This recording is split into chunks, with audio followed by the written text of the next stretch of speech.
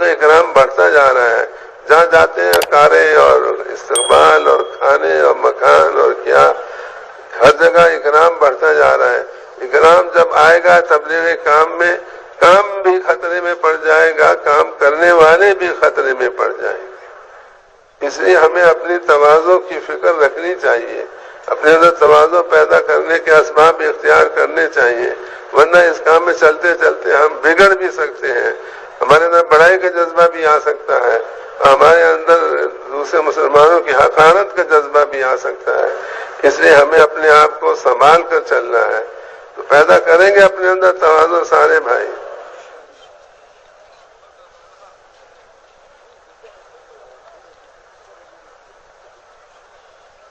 صحیح،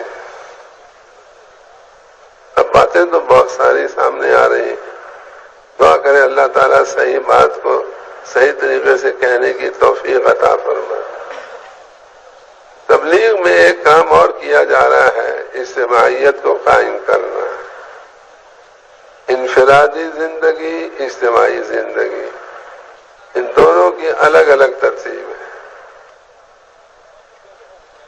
ہم لوگ چاہ رہے ہیں کہ امت میں اجتماعی زندگی واپس آئے اور انفرادی زندگی ختم ہو جائے۔ انفرادی زندگی کسے کہتے ہیں، اجتماعی زندگی کسے کہتے ہیں؟ آدمی اپنا مال، اپنی جان، اپنا گھر، جو کچھ ہے وہ سب پوری امت پہ قربان کرنے کے لیے ہر وقت تیار رہے، ہر وقت تیار رہے۔ تھوڑا سا پانی پینا۔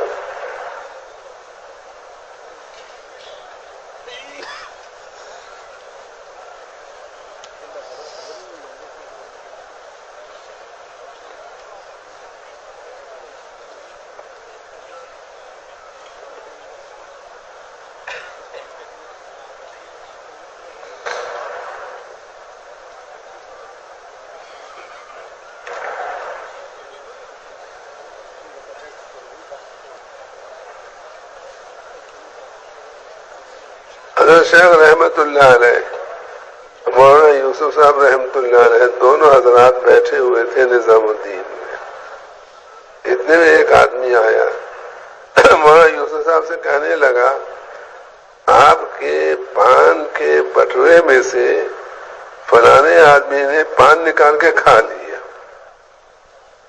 حضرت جی رحمت اللہ علیہ تبلیغی جماعت کے امیر جنہوں نے حیات الصحابہ لکھی، انہوں نے فرمایا کہ بھائی پان تو ہوتا ہی کھانے کے لیے، اگر اس نے کھا لیا تو کیا ہوا، اس میں کیا حرج کی بات ہے۔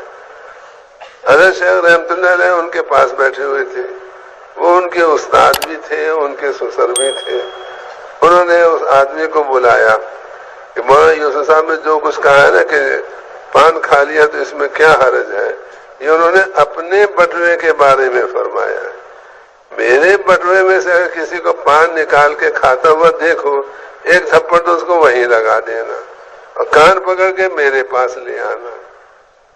اب دونوں جوابوں میں فرق کیا ہے؟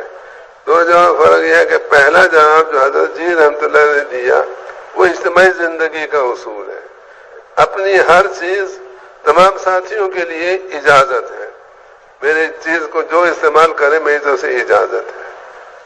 اور حضرت شیخ رحمت اللہ علیہ نے جو بتایا وہ انفرادی زندگی کی ترتیب بتائی، کسی کی چیز بغیر اجازت کے استعمال نہیں کرنی چاہیے۔ تو اجتماعی زندگی اور انفرادی زندگی، اجتماعی زندگی کو ہم پیدا کرنے میں لگے ہوئے ہیں۔ وہ کیسے پیدا ہوگی؟ دل اپنا ہم بڑا کریں۔ سخاوت رسول پاک علیہ السلام کی بہت بڑی صفت ہے، اس سخاوت والی صفت ہم اپنے اندر لائیں۔ آپ کے بارے میں آتا ہے کہ آپ صبح کو جو ہوا چلتی ہے اس سے بھی زیادہ سخی تھے، سخاوت آپ کی رمضان شریف میں اور زیادہ بڑھ جاتی تھی، اور جو آپ سے مانگتا تھا کبھی آپ کسی کو لا نہیں کہتے تھے۔ ایک شاعر نے ایک شعر میں یوں کہا ہے، اگر کلمہ لا الہ الا اللہ نہ ہوتا، اس میں لا نہ ہوتا تو آپ کی زبان پہ کبھی لا آتا ہی نہیں۔ کلمے میں لا ہے اس لیے آپ کی زبان پہ لا آیا، ورنہ آپ کسی مانگنے والے کو لا کہہ کے واپس